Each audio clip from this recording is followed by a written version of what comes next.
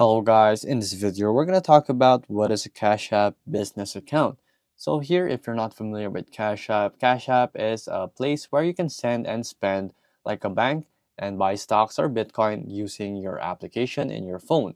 So you can send money to people and receive money, and you can do much more. So what is basically your Cash App for business? So if you have a business and you want to use Cash App for receiving your payments, you can do so.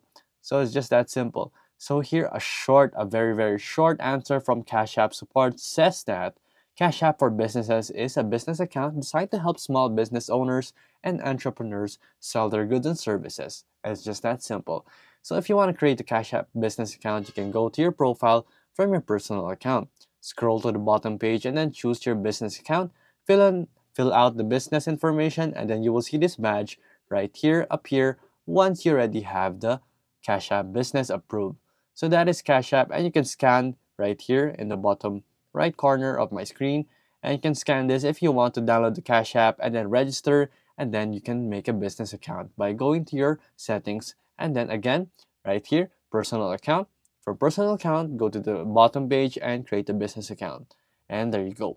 If this video was helpful, please hit the like button and don't forget to subscribe.